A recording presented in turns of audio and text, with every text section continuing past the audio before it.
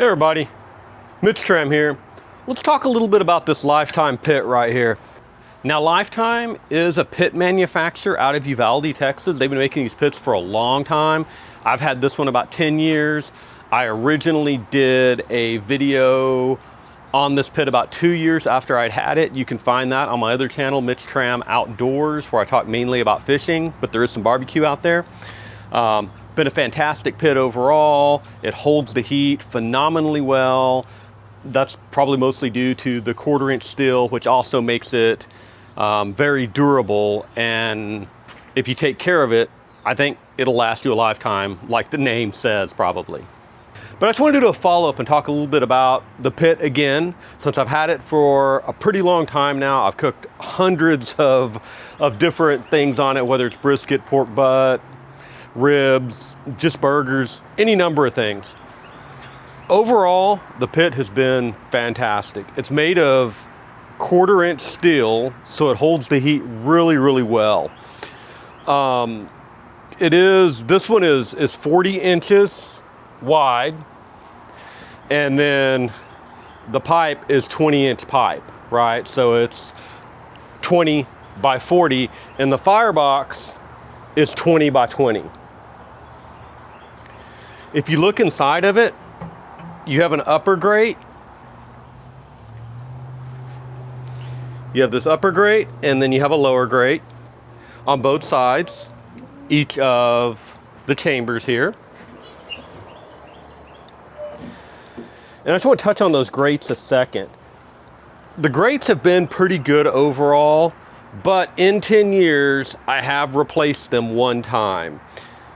The grates basically deteriorated over time. They rusted through. So I did replace them one time. Not a big deal. Lyfe Tyme sells them. You can buy them other places. It's just expanded metal, but you can call Lyfe Tyme. They'll help you out. They'll get them right out to you. Not terribly expensive to replace. The one thing I do wish about the grates is a lot of pits have rails and then the grates slide in and out.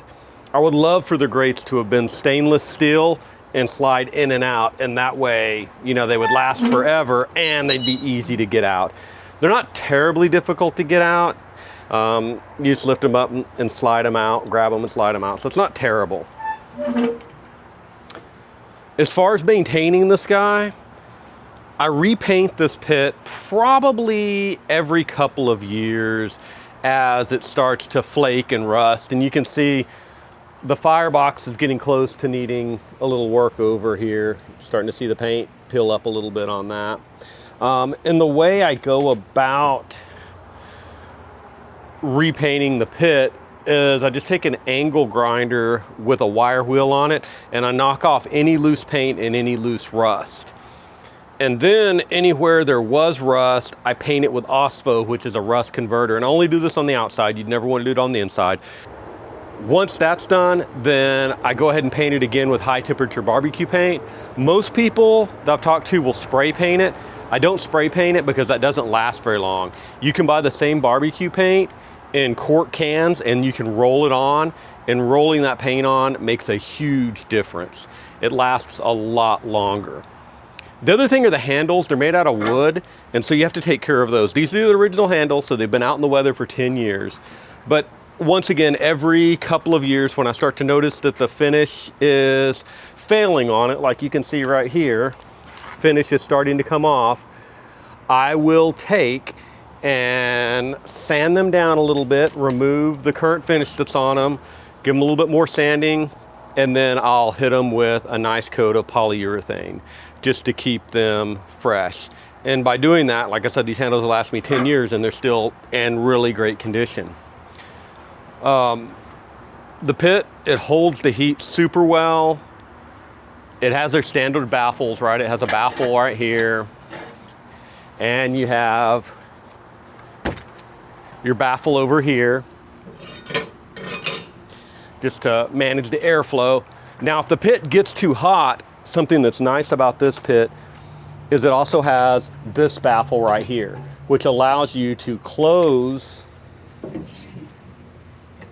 the Firebox right there. And the reason that's really nice is if you get your pit too hot, if you don't have a baffle like that, then you can't get that temperature under control easily. And a lot of times what I do on previous pits, if I got them too hot, is I would just have to open the firebox and let that fire burn down a little bit, move some coals around, maybe even move some coals out of it if it was just getting too hot. Doesn't happen that often, but it does happen. The temp gauge, it only comes tapped for one side. At one point I thought about putting a second gauge on the other side. I didn't do that. When you buy it, it just has threading on one side like that for one gauge. But these digital thermometers have gotten so inexpensive, there just isn't really a need to do that unless you just want these analog gauges on both sides. So, you know, kind of really up to you. This is super nice. This tray or shelf, whatever we may call it, made out of steel.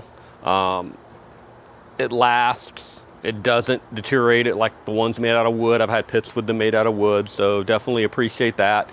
You have one on your firebox too. And then you have a heating plate, which is super nice if you want to heat some beans up there or some tortillas or just keep something warm. That plate is really nice. And the bottom, of course, you have another tray down there. The one thing I will say that really wish was different is the grease trap down here. Now you have a little hook right here to hang your grease trap on or your grease bucket. I said this in my original video, I wish this was threaded and you had a valve on it so you could open and close that and release the grease when you want to. For two reasons. The first reason is if you're not paying attention or your grease bucket isn't big enough, it can overflow. The second reason is I have a lab and she will drink the grease. And I don't know if you've ever seen a lab that's drank a bucket of grease, but that's about the sickest dog you'll ever see. She did it one time. Was not a pleasant experience. What I can say is overall this has been a fantastic pit.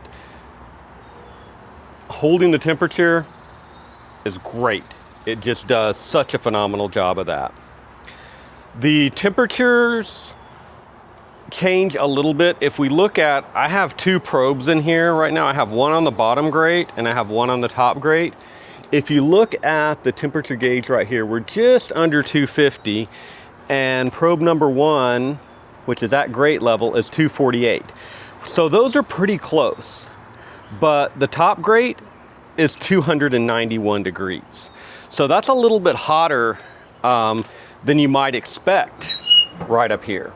So just something to be aware of. That probe is right there and the second one's right here, right? Or the first one's right here at grate level, 248, and then this one right here at 291 is way up here.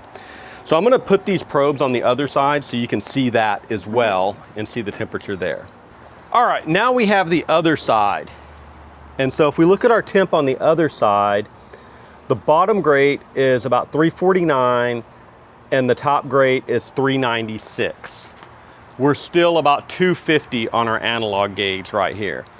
So quite a bit of difference between the two chambers